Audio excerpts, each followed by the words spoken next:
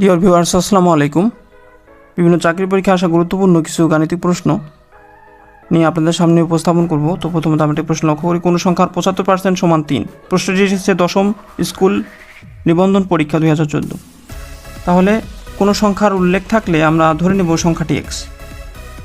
ধরি সংখ্যাটি সমান এক্স। তাহলে এক্সের 75% সমান 3 দেওয়া আছে। তাহলে এক্সের 75% সমান 3। তাহলে আমরা এটাকে লিখতে পারি এক্স গুণ 75/100। 75%-এর অর্থই হচ্ছে 75/100, এবং 75 এবং এক্স গুণ করলে আমাদের 75x হবে সমান হবে 3। তাহলে আমরা এটাকে লিখতে পারি 75x/100 সমান 3, বা 75x সমান 3 এবং 100 গুণ করে দেব। তাহলে x সমান হবে 300/75। তাহলে আমরা যদি 300-কে 75 দ্বারা ভাগ দিই তাহলে ভাগফল আসে 4। তাহলে আমাদের অ্যান্সার হবে ঘ। 80 জন ছাত্রের মধ্যে 44 জন ফেল করলে পাশের হার কত? প্রশ্নটি এসেছে দশম কলেজ নিবন্ধন পরীক্ষা 2014।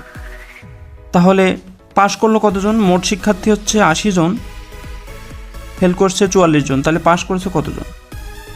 তাহলে পাশ সমান 80 - 44 জন। তাহলে আমরা যদি বিয়োগ করি তাহলে পাবো 6 এবং 36 জন, অর্থাৎ পাশ করছে এমন শিক্ষার্থী 36 জন। তাহলে আমাদের বের করতে হচ্ছে পাশের হার। তাহলে পাশের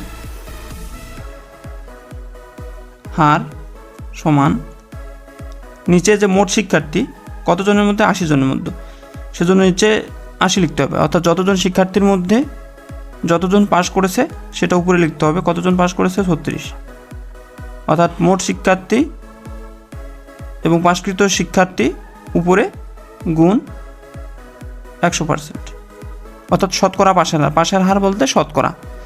তাহলে আমরা যদি 20 দ্বারা 80-কে ভাগ দিই তাহলে 4, 20 দ্বারা যদি 100-কে ভাগ দিই তাহলে 5, এবং 4 দিয়ে যদি 36-কে ভাগ দিই তাহলে 9।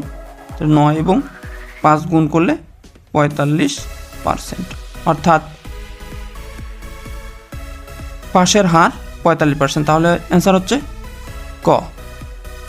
তো ভিডিওটি ভালো লাগলে অবশ্যই ভিডিওতে একটি লাইক করবেন, কমেন্ট করবেন, এবং চ্যানেলটিতে যারা নতুন তারা অবশ্যই চ্যানেলটি সাবস্ক্রাইব করবেন। দেখা হচ্ছে নতুন কোনো ভিডিওতে। ততদিন ভালো থাকবেন, সুস্থ থাকবেন। ধন্যবাদ সবাইকে।